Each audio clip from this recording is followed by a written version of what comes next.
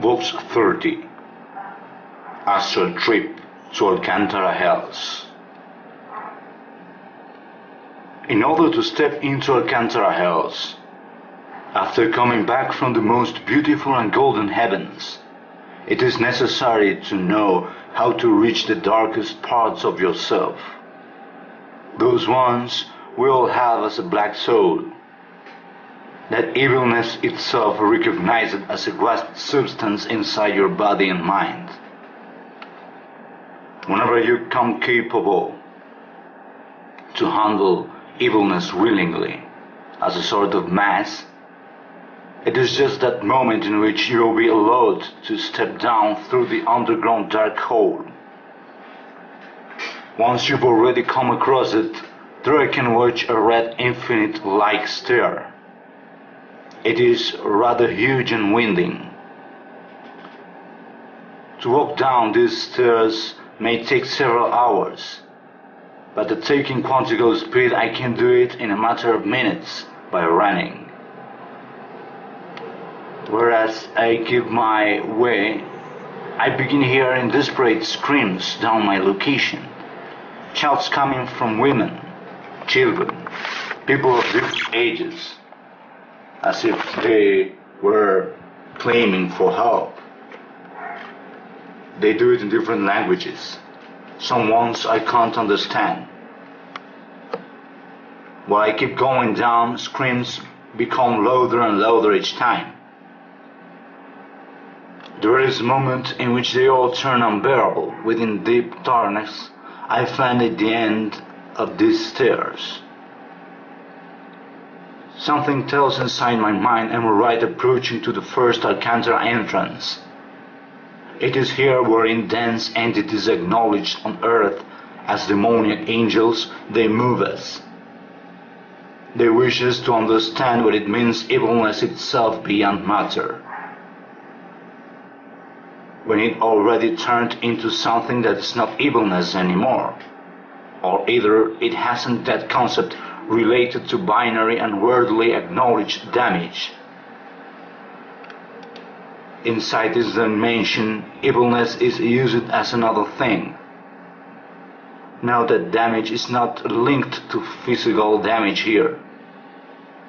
It is all made of astral matter in Alkantara.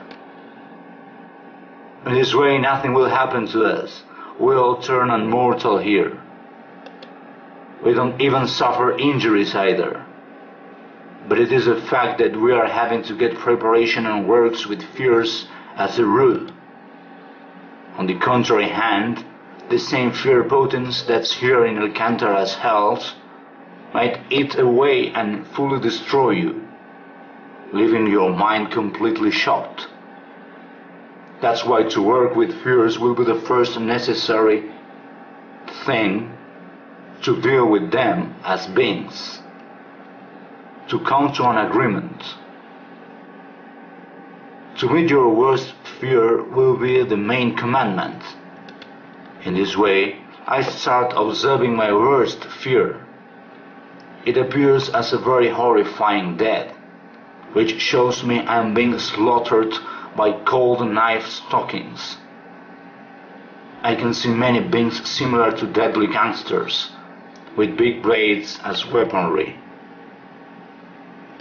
One of them rushes towards me and grabs my arm from behind without letting me move away. That's how they all begin stalking my body on and on, spilling much blood around. Pain is only mental. Once I learn how to grasp that pain, I start feeling no more desperation at the situation. I can only notice they are ragefully attacking me and keep on doing their procedure. All this is what you must live in the flesh if you want to materialize in the first entrance, in which first fear levels take shape, the one known as white fear. I already could form it up by doing this process. Once I've been completely stocked off, I can see all my clothes full of blood stains. I know I should keep walking while I watch my own blood spilled around the black ground.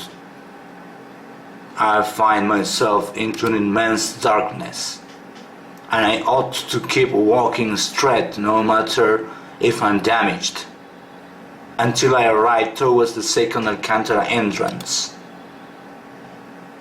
Inside the house, only that one who is brave enough can hold his soul up. Only that one who can have the grasp over rather powerful energies. If you have the power to manage big weights over your person, you might have a chance to come inside Alcantara. In this way, they show me that this place is located into an underground dimension number 17. If we wished to arrive to it as a human civilization, we should have technology enough so as to be able to dig down through the center of the earth. Thereafter we should take interdimensional passages between matter and spheres, and finally we might reach Alcantara. Whenever a human being can understand exactly what is this sphere concept, just in that time we'll be allowed to enter Alcantara hells under maximum power levels. Of course, speaking about the physical region. After stepping in the second entrance, I may watch several cliffs and many abysses too. They surround an orange winding path that has the shape of an S. There are no banisters here. The walk size is about 1 meter wide, trimmed by orange tiny stones. After beginning walking through this path, I can peep down the abyss. A great deal of lava flows. In this moment can hear burning people's screams. They are cooking on among that lava. I'm to keep walking on, without letting those shouts distract me from my goal, which is reaching the end of this path. A voice inside tells me not to pay attention to them, and only focus on the third entrance far at the end of the way. After walking through the abyss road, I can see the second entrance. It leads me towards a place named Alkantara Field Panico Room. This is the third door that shall mark up a road towards my final destination, which is an entrance that will take me to Kursak. He is the maximum dense being civilization's representative, the most powerful underground entity.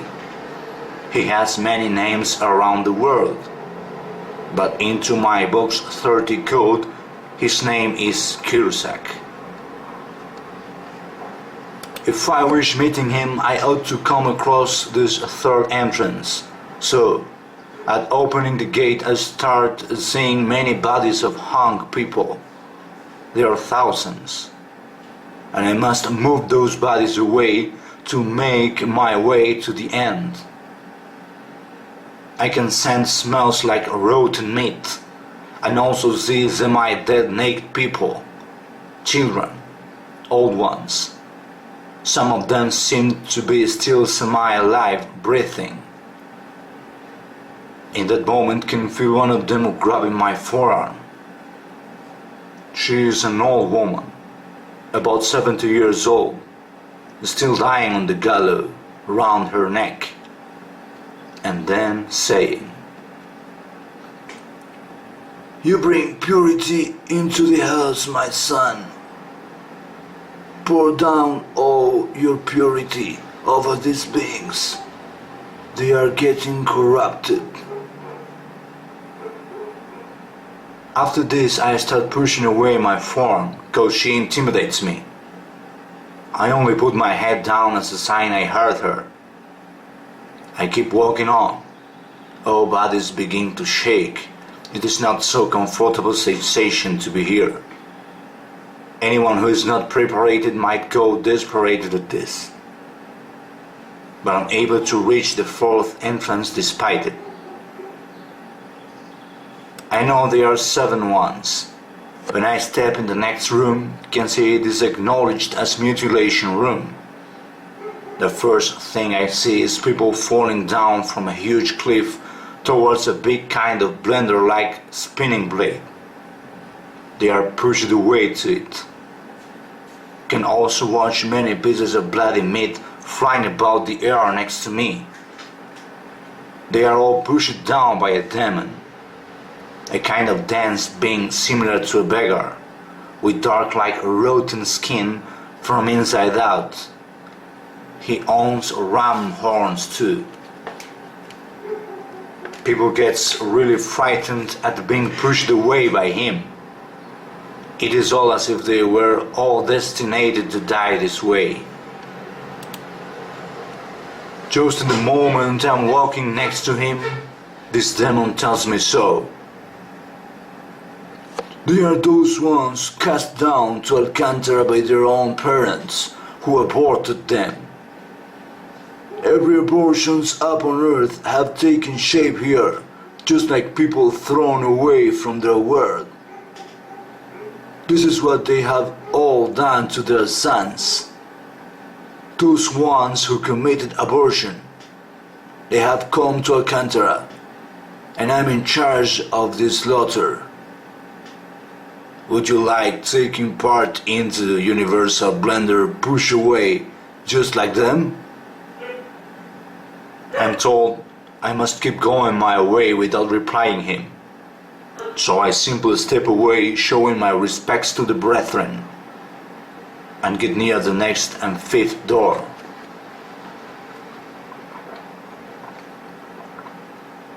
Here I find something called Mango Room. I'm told I'll be meeting those ones who think they are following God's light, and they are however being deceived by demons at believing this. I can also see some pure and white angels in here. Even people living in a paradise-like place, all into the same hell. I can breathe an incredible goodness in the air and start wondering, how is it possible that this place exists inside the hells themselves? So I am now able to observe there is a white-dressed being sitting on a throne just opposite my location. He watches them all.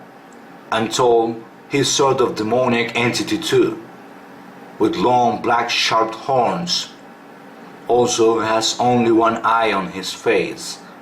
He is Mengual Room's ruler. I make a question to him. What's the meaning of evilness and fear concepts here? And I can hear his reply. Jid itself is what they are all living here. In the very moment I clap a finger sound, paradise turns into hell. And even all those ones who think they are doing goodness, in that moment they become demons who serve me. Take a watch. After performing the sound, I start noticing that all this paradise is staining around into dark colors. Lava begins flowing up from underground, burning all the people alive, while some big mutant hands appear into the scene, grabbing and submerging them down to the lava. And they all start wondering why they've been cheated, while the ruler demon smiles at them. Women and children, they all die, feeling their skins go melted by the lava. I feel I must rush out before my feet start burning, and that's what I do until reaching the 6th door. Once in, I find something called Ifa Room, a place where I watch only fornication, the most perverse human thoughts, men and women's ones, so I can see them both. Even demons, it is an impressive degeneration. There are things I couldn't even dare describe. It is something horrifying and ugly to tell.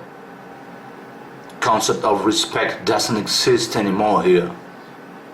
They are all addicted to sexual vibrations, everyone around me. They feed themselves up from sexual codes, can see homosexuality and much perversion. The whole world is not ready yet to even hear what I'm witnessing in this very moment. Can only tell there is anybody here wearing clothes or something like that. They are all naked.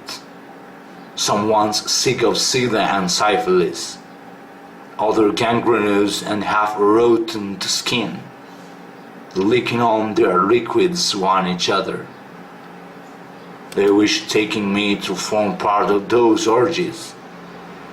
I avoid the women and step away from them without listening their words.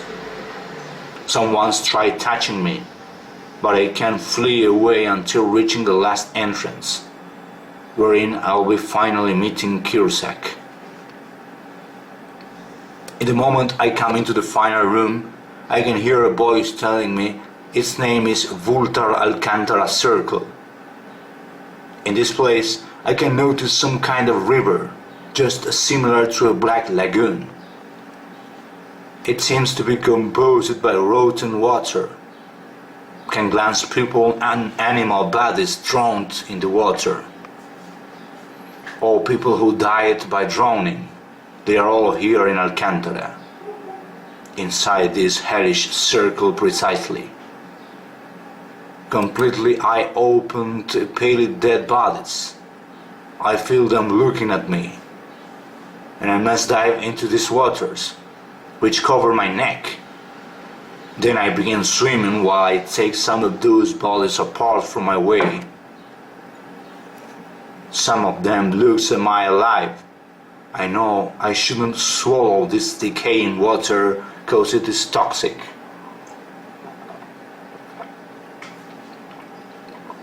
However, I keep swimming forth, turning my nose up to everything around. When I come to the end of this lagoon, there is a red empty chair appearing in front of me. Suddenly, some kind of long black cloak pops in above it. Then I see Kirsak himself embedded opposite me. He stands up, and I can see a very horrendous being, half a human, half a mutant. He is also Cyclops, with sharp teeth similar to a shark, half bolted too, with huge horns. Has a cynometric body, rather worked out just like a bodybuilder. His body also completely covered by red hair fur. Naked under the cloak, holding a golden stick similar to a machete with blood stains. On its top, an impaled man's dead head. He will be giving this next message. You've been capable to walk through the mist and the biggest fears to arrive this room. It is not easy task for weak and fearful beings like humans, but your purity and works with these fears allow you to be here, where not anybody can come. Even not anybody is ready to be listening this recording. So, if you could make it, welcome you'll be to Alkantara. You get my congratulations for having been brave enough to reach this place. You've accompanied Franco. You traveled with Vox 30. You're right here. Don't hesitate about it. Right now, fear is required no more, because I'm the one who dominated. You have no escape. If I just wish it could close every door and you won't be able to step out from here. But that is not my mission. I simply say that the same pain and potence, even fear and panic, they all live here, and you won't escape from them. Those ones who most think they are good people, they will be the ones that shall soonest be coming to Alkantara. You must work with fears and have respect to powerful beings just like us. We don't even need you like slaves whatsoever. Who you believe you are? You're nothing. Cusack is an already evolutioned entity into the undergrounds, who has come to evolution into evilness itself. Because I've come right from the heavens and made the choice to come to hells. If I want it, I can be next to the angels, and even with the Lord Creator. But I have built up my own empire. The most you wish to escape, you less do it. The most you deny me, the most you accept me. Never intend escaping away from me, because I'll keep grabbing your feet forever and ever.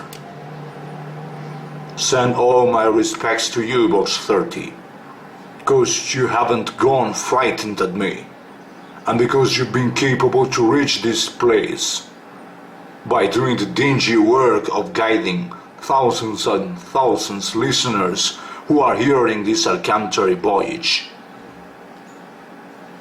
That's why you get my congratulations, and even to all the ones who have been able to come with you till this far. They are all congratulated too from Alkantara. They all have already superated and worked fears. From now on, you'll see how that fear transmutates into another thing, and their life and vision about the world starts changing. Me, Cusack, I have transcended evilness into potence. Don't need to damage bodies, neither people. In my own hell I'm free, and shall live here forever and ever.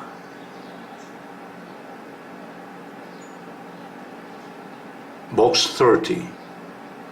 Astral Guided Trip, Alkantara Hells.